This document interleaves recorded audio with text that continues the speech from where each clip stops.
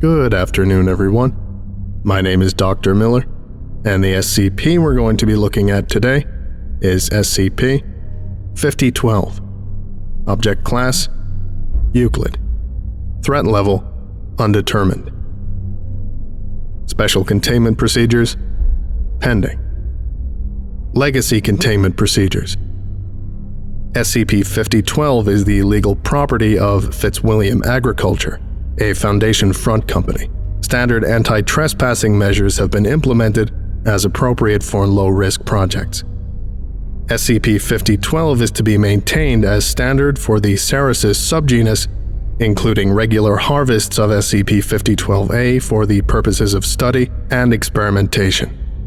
Personnel are advised to ignore SCP-5012-. SCP-5012-B is effectively self-contained. Description: SCP-5012 is an orchard of trees of the Cereus subgenus located in the Italian province of South Tyrol, formerly the site of the Casadua Amphitheater. The trees that constitute SCP-5012 are in a continuous cycle of flowering and fruiting, irrespective of soil and meteorological conditions. SCP-5012 has not been observed to experience sustenance. During their fruiting phases, the trees of SCP-5012 produce SCP-5012-A, a psychotropic variation of sweet cherry. SCP-5012-A is otherwise nutritionally and gustatorially identical to Prunus avium fruits that have been pitted and sweetened. Ingestion of SCP-5012-A induces vivid hallucination in subjects, along with synesthesia, disorientation, and mild euphoria. Following exposure, subjects experience a strong compulsion to document their experience through written medium. While the nature of such hallucinations varies between usage, most appear to be associated with SCP-5012-. SCP-5012-, individually designated SCP-5012-1 through 24, are a collective of humanoids resembling the former Golgotha Memorial Orchestra sans lead cellist Fiorenzo Marcelli. Each instance of SCP-5012-, is integrated into the trunks of one or more trees. Instances of SCP-5012-, do not age or decompose. SCP-5012-B is an entity or collective confined to SCP-5012. No first-hand accounts of SCP-5012-B's appearance or behavior have been documented. However, SCP-5012-B appears to be a frequent consumer of SCP-5012-A, with enough personal knowledge of SCP-5012-, to dedicate its writings to specific instances. History: according to archival records, SCP-5012 has always been known to the Foundation, having been documented immediately following its inception on January 1, 1924. The author of its documentation is unknown, but is presumed to have been Dr. Kane Crow, given his background in botany and ecology.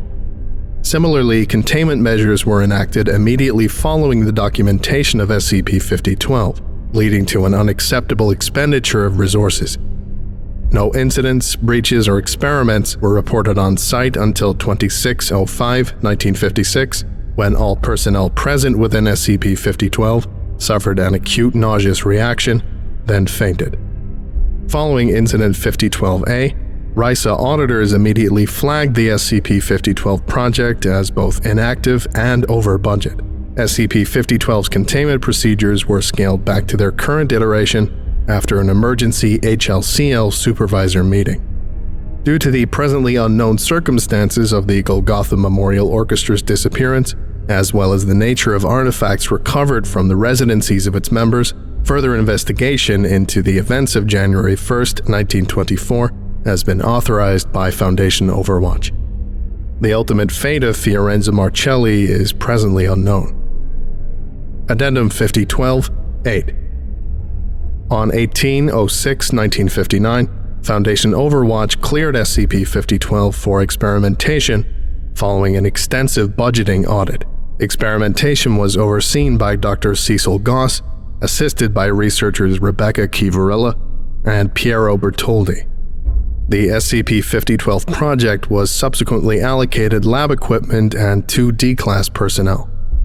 Initial experiments conformed to SCP-5012's initial documentation. However, due to the research personnel's unfamiliarity with members of the Golgotha Memorial Orchestra, identifying the foci of SCP-5012A-induced hallucinations proved difficult. Experimentation subsequently shifted from the study of SCP-5012A to that of SCP-5012-.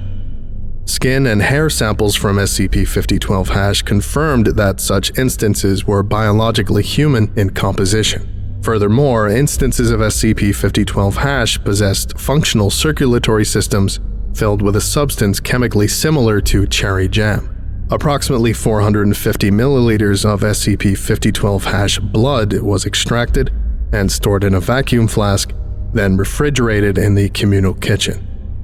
On 04/07/1959, researcher Bertoldi reported hearing a loud noise from the kitchen.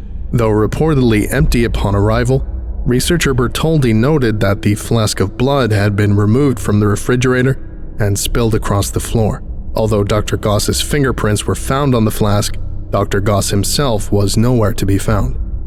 Dr. Goss was officially declared missing on 05/07/1959.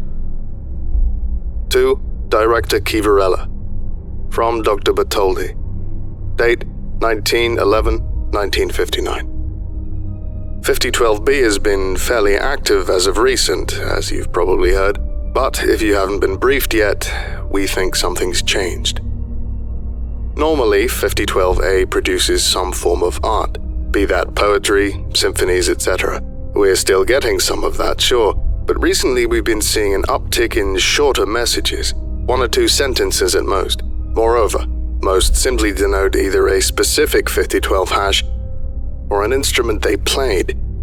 Sure, it could be experimentation, but most of the other produce had some kind of narrative theme to tie them down. Realistically, this shouldn't affect the Containment Project, but keep an eye on buyers.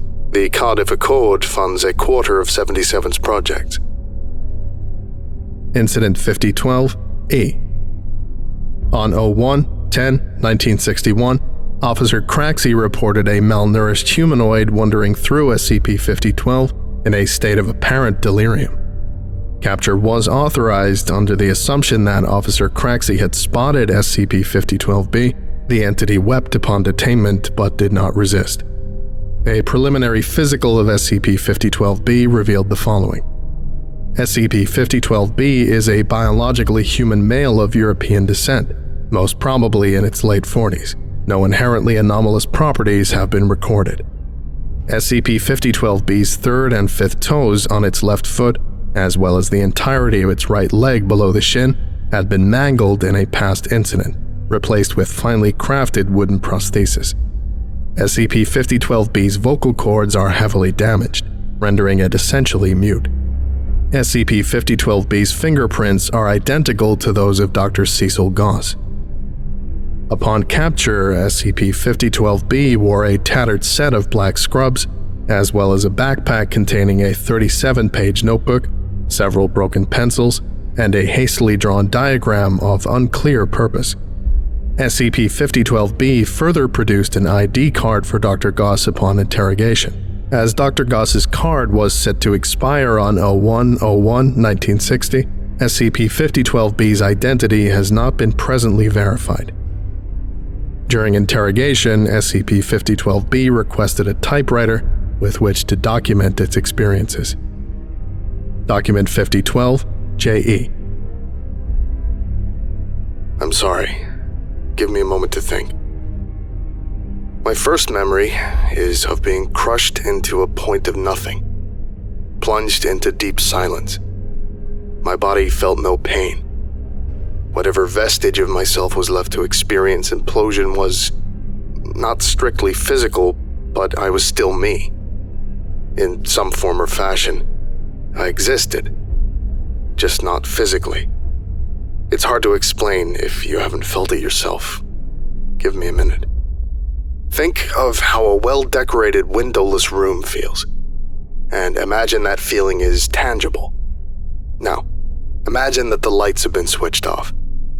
The room still exists, is just as fancily decorated as before, and you saw the room.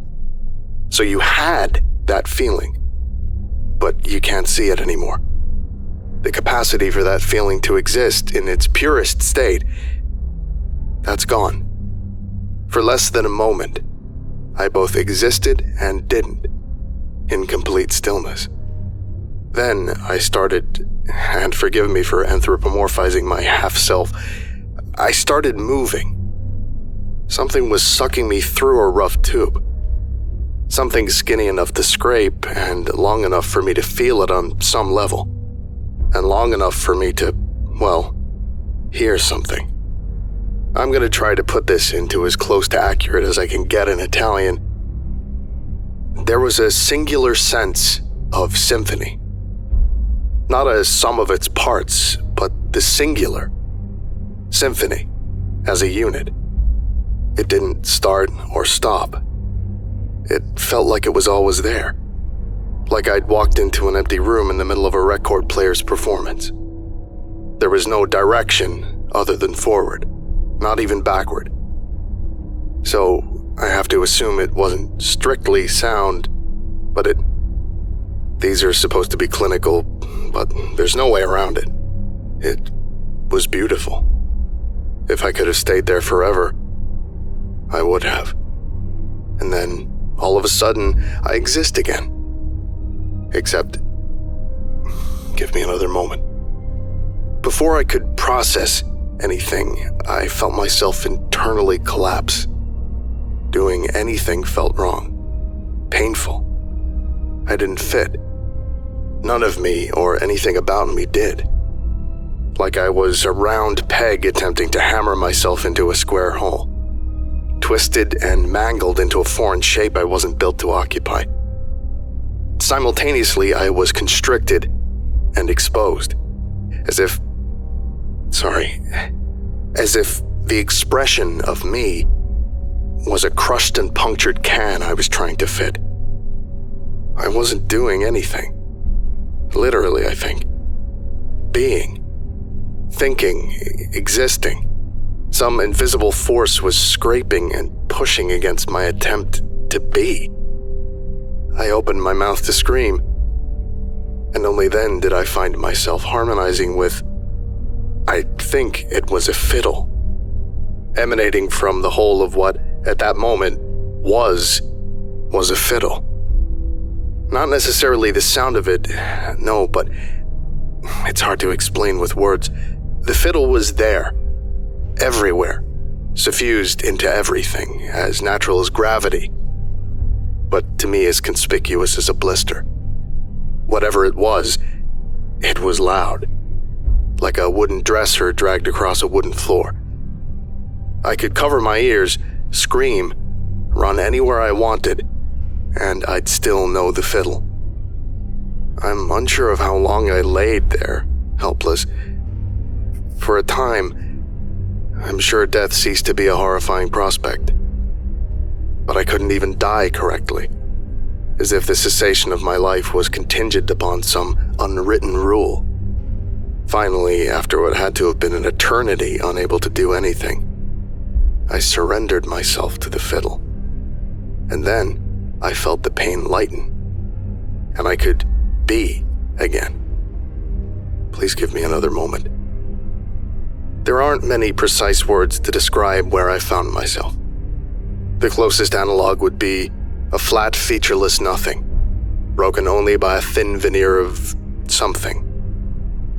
Something deliberate, as if trying to convey a message that, at least to me, highlighted what wasn't. I knew I was back in the containment area, but it was little more than a set piece. Around me were twisted, imprecise, but unmistakably human props, as it were. All were mangled, by exposure, or animal or otherwise, but none of them were dead. No matter the extent of their wounds, none of them were dead. I'm not entirely sure if they could die. None seemed too concerned with their grievous wounds to do more than lie comfortably still. My first instinct was to call out to one of them, but to even speak was, well, performative. I couldn't speak without singing, or walk without dancing, or write without falling back to poetry or symphonics. All the universe was in tune with the fiddle screaming from the back of my mind, like a stage play. To do anything else was to break the thin veneer of performance, to knock against a curtain or fall into the darkness at the edge of the stage. Aside from that empty performance of immortality, there was little else of note. I danced around for what must have been days, trying desperately to make sense of my surroundings. Where there wasn't misery or pain or mold-caked animals, there was a profound sense of absence. Something was missing. Something the fiddle never needed to account for. Like a field you know exists but aren't looking at. As if it wasn't important to what was. But I couldn't stop. Between a deeper understanding of my situation and that of the dying men around me, the immortality of rot was hardly the ideal choice. And so I probed further, throughout the site, trying to find some semblance of explanation.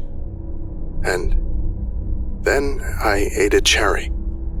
All of a sudden, I felt an immense weight dissolve from my being. The fiddle was gone.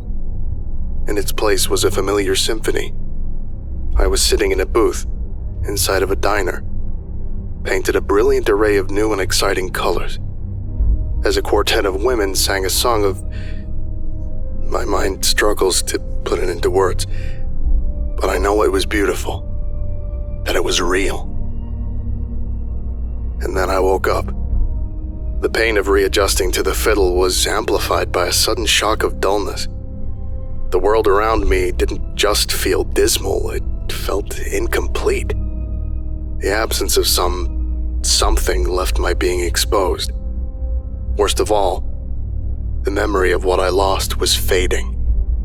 The second pen touched paper, it was lost. I tried again to recapture the bliss. I ate the cherries, cooked them, boiled the bark and leaves and flowers into tea, anything to recapture that reality. And every time I was pulled back into the half-dead nothing. So I broke the ultimate taboo. I ate flesh from one of the musicians. For a brief, beautiful second, I'm back in the symphonic void. When my existence reasserts itself, I'm back in a chamber of noise, trapped again by alien constraints. From everywhere thunders a trumpet, a sustained scream at the dull wrongness with which I tried to express myself. It never gets easier, trying to readjust. Quicker, perhaps, but it's not something one can prepare for. The rules of each musician, shall we say, they're as unique as they are ubiquitous. To even prepare for the next is to violate the rules set by the present. I can't even remember what the next one was. The worlds, I mean. There was a similar sense of incompleteness. Holes where something should have been. Most of them, the Foundation exists, but there's always something wrong with them. The buildings, the people, everything is equally as twisted as its surroundings. Like grotesque caricatures playing whatever part the instruments decree. You asked me about the notebook. Everything in there. That's a map. Dozens of them. Even they weren't enough. Until you memorize the names and faces of each one. Where you'll end up is pure guesswork. I thought if I traced where I was with where I ended up, and how, perhaps I could find my way home. What I'm going to say next may be info-hazardous. Every world I went to was twisted to the same tune of a specific instrument. Some were minor. I distinctly recall a universe where the Foundation gave guided tours through the grove. Less so others. Another world had me stuck, immobile, unable to taste, smell, or feel anything but hot metal and burning plastic and a wall of numbers as a burning shock coursed repeatedly through my being. Throughout, however, I kept faith that eventually I'd get home. That ideal was the only thing that kept me dancing. Home was complete. It was colorful and vibrant and whole. Existence wasn't forced to express anything aside from the completeness of being. And it was silent. And I suppose that's why, even as Fiorenza appeared everywhere but here, I disregarded this world. Something must have changed, because I never noticed the cello before then. This concludes today's lecture. Thank you for listening, if indeed you still are, and you were all dismissed. Goodbye.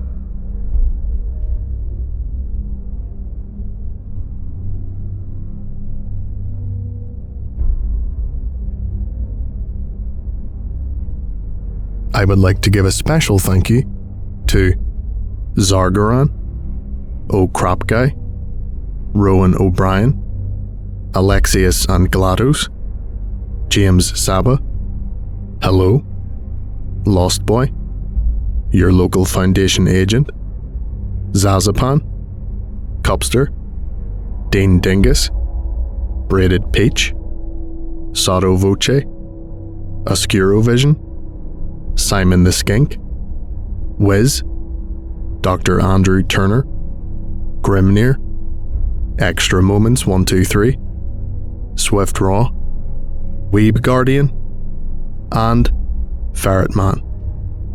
If you would like a special thank you at the end of each of my videos, and some other cool stuff as well, visit patreon.com/TheVolgun. Thank you.